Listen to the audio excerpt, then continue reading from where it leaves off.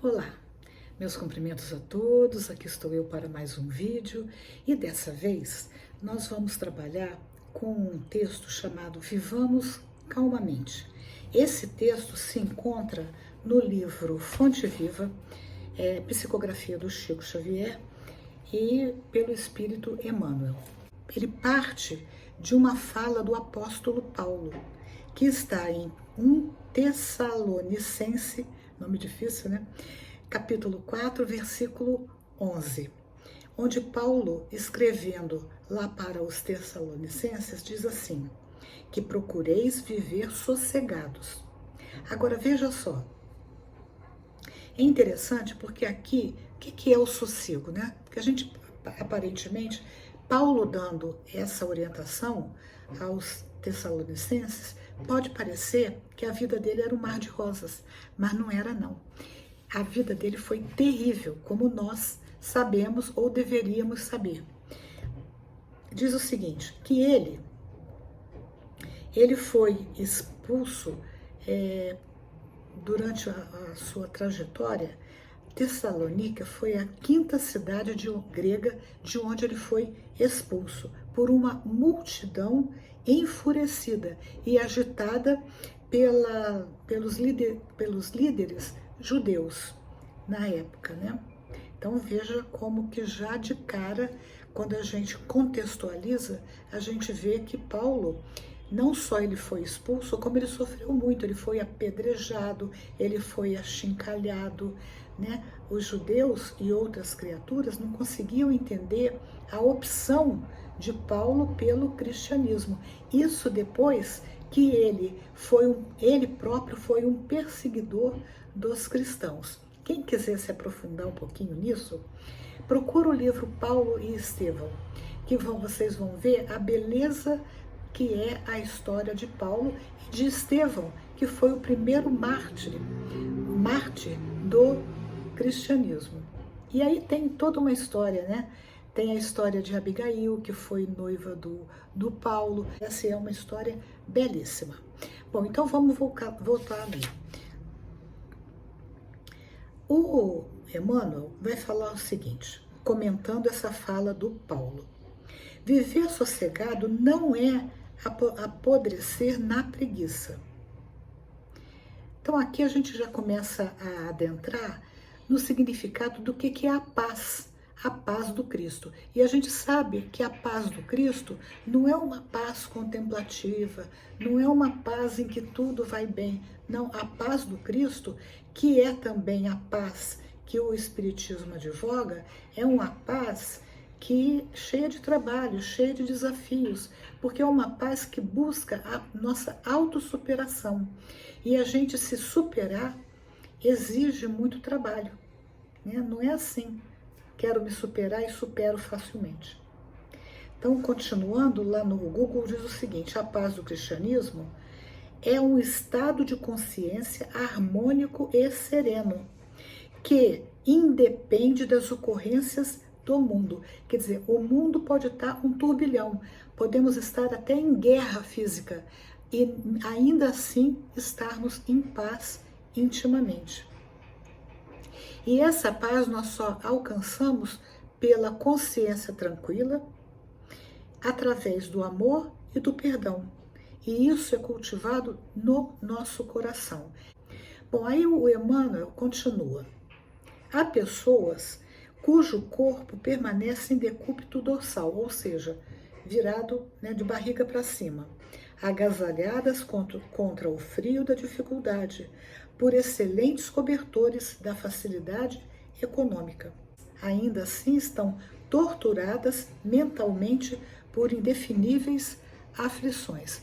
Então aqui ele já está situando, quer dizer, muitos de nós na aparência estamos muito bem, né? Estamos economicamente muito bem, estamos em estado de repouso, que é o decúbito dorsal, mas internamente a nossa mente, o nosso coração está fervilhando.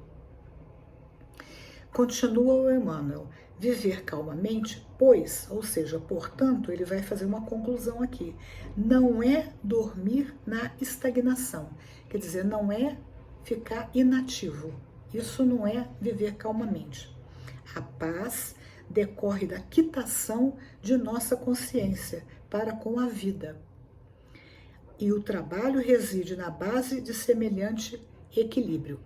Então, ele traz aqui mais uma informação. Essa paz decorre da quitação, quer dizer, quando nós estamos quites com a vida, quer dizer, a gente atende todas as exigências da vida, isso vai gradativamente nos levando a uma sensação de paz. Mas tem outra coisa, reside na base de semelhante, o trabalho reside na base de semelhante equilíbrio. Então, ou seja, o trabalho é o oposto da estagnação, né? Você tem que atuar, você tem que se renovar o tempo todo e através do trabalho. E aqui eu vou trazer as perguntas 7, quer ver? Deixa eu trazer aqui. 674 a 676 do Livro dos Espíritos, que vai falar sobre a necessidade do trabalho. E o Kardec pergunta para os espíritos: o trabalho, a necessidade do trabalho é lei da natureza? Respondem os espíritos: o trabalho é lei da natureza. Por isso mesmo se constitui uma necessidade. Quer dizer, não é uma questão de eu querer ou não querer. É necessário que a gente trabalhe. E a civilização obriga o homem a trabalhar, pois lhe aumenta as necessidades e os gozos. Ou seja, quanto mais a gente avança na civilização, mais necessidade a gente tem. Maiores são as nossas necessidades e, portanto, maior é a nossa necessidade do trabalho. E aí, na pergunta 675, o Kardec questiona: por trabalho só se deve entender as ocupações materiais, quer dizer, aquilo que a gente realiza com as nossas mãos? Não, respondem os espíritos. O espírito trabalha, assim como o corpo. Quer dizer, trabalha a mente e trabalha o corpo. Toda ocupação útil é trabalho. Então eu fiquei pensando assim, o que é uma ocupação útil? O trabalho intelectual não exige de nós o esforço físico, mas é uma ocupação útil, né? Quando um professor dá uma aula, quando o músico toca uma sinfonia, quando o advogado advoga por uma causa, ele não está usando os seus braços, mas ele está realizando um trabalho útil. O médico está realizando um trabalho útil, porque ele alivia a dor do próximo, né? Um advogado, quando ele realiza esse trabalho com consciência, defendendo o seu cliente de forma exemplar, quanta dor ele alivia por estar realizando esse trabalho de forma adequada. Agora, o carpinteiro, o lavrador, o sapateiro, o agricultor, né? E assim por diante. Bom, aí o Emmanuel continua: se desejamos saúde, é necessário lutar pela harmonia do corpo. Olha a palavra que ele escolhe, né? Lutar. Porque a nossa saúde não vem só... Porque se eu ficar quieta, sem fazer nada, eu também adoeço. Aliás, no livro Pai Nosso, que eu já trabalhei aqui no canal, tem uma história chamada Tentação do Repouso. Muito interessante. Ela conta a história de um instrumento que é o arado e que ele, de tanto os vermes colocarem na cabeça dele que ele trabalhava muito, ele resolveu pedir folga para o lavrador. E o lavrador, então, resolveu dar esses dias de folga para ele. E ele acabou ficando doente, apodreceu. E, aliás, tem uma doença que é comum principalmente na idade avançada, que é a sarcopenia. A sarcopenia é uma doença que decorre do fato de nós ficarmos parados. Ela é típica do envelhecimento. Os músculos ficam frágeis e a pessoa vai perdendo massa muscular. E com o tempo ela acaba passando por uma bengala, passando por uma cadeira de rodas e ficando até acamada. Por quê? Por falta de exercício dos músculos. Bom, mas isso é outra coisa. Vamos dar sequência no texto.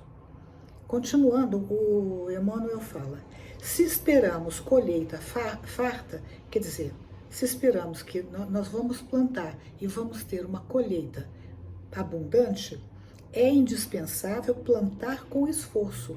Quer dizer, não é plantar de qualquer forma, é plantar com esforço, escolhendo o melhor terreno, as melhores sementes e assim por diante. E defender a lavoura com perseverança e carinho. Quer dizer, eu vou defender a minha lavoura como? Colocando adubo, regando, né? Arando, tirando o mato que está, de repente, impede a minha planta de crescer. Isso é tratar a lavoura com carinho. Continua o Emmanuel. Para garantir a fortaleza do nosso coração contra o assédio do mal, é imprescindível saibamos viver dentro da serenidade do trabalho fiel aos compromissos assumidos com a ordem e com o bem. O progresso dos ímpios, quem são os ímpios? São os malfeitores. São aquelas pessoas preguiçosas, desumanas, cruéis e que muitas vezes a gente vê essas pessoas progredirem. Aliás, algumas vezes a gente até pensa, poxa, né, eu que trabalho, que me dedico tanto, ou outras pessoas que são tão dedicadas à vida, às suas famílias e tal, parece que nada dá certo para elas. E em compensação, pessoas que não fazem o bem, parece que a vida sorri. É isso que o Emmanuel está falando aqui. Ó, o progresso dos ímpios e o descanso dos delinquentes são paradas de introdução à porta do inferno, criada por eles mesmos. Quer dizer, quando a gente vê uma pessoa vivendo sossegadamente, não praticando o bem, ela está batendo a porta do inferno. Por quê? Porque mais cedo ou mais tarde, aquela conduta dela vai colocar uma cobrança. O que você está fazendo dos talentos que eu te dei? Né? A gente aqui lembra da parábola dos talentos que Jesus contou. A pessoa não fez nada, mas vai ser cobrada daquilo que do bem que ela deixou de fazer. E continua Emmanuel: não queiras assim estar sossegado, sem esforço, sem luta, sem trabalho, sem problemas. Olha só, né? Parece o Emmanuel escreveu esse livro lá atrás e não parece que é atual? E que é, né? Nenhum livro que o Chico Xavier psicografou perdeu a atualidade. Tem muita gente que reclama do trabalho e no entanto, o trabalho é uma bênção. Eu vou ler aqui um trecho que vai falar justamente sobre isso, a bênção do trabalho. E isso está aqui nesse livro que se chama Pai Nosso, do Chico Xavier. E ele diz assim, é pelo Espírito Meimei. É pela bênção do trabalho que podemos esquecer os pensamentos que nos perturbam, olvidar os assuntos amargos, servindo ao próximo no enriquecimento de nós mesmos. Eu me lembro quando eu era menina, a minha mãe não deixava a gente ficar muito quieta não, né? Dava aquele tempinho de descanso, mas ela falava, ó, mente livre é oficina do diabo. Porque quando a gente está sem fazer nada, a gente começa a colocar, aí ela usava uma palavra bem pouco usual na atualidade, caraminholas na cabeça, né? Começa a pensar no que não deve. Então o trabalho é uma bênção. E aqui a Meimei ainda fala que o trabalho é uma instituição de Deus. E lá na frente ela diz assim, ocupando a mente, o coração e os braços.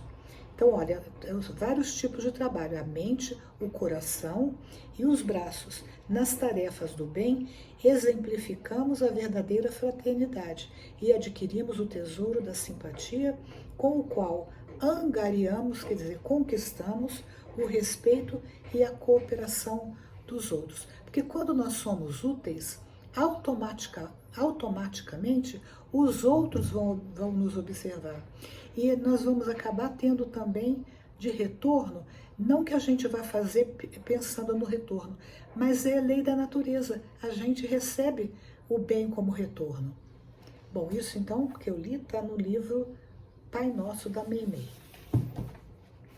E para finalizar o texto do livro Fonte Viva, o Emmanuel diz assim: todavia, consoante a advertência do apóstolo, quer dizer, o chamamento, né, o ensino do Paulo de Tarso, vivamos calmamente, cumprindo com valor, boa vontade e espírito de sacrifício as obrigações edificantes que o mundo nos impõe cada dia em favor de nós mesmos, porque as dificuldades da vida são impostas pelo mundo.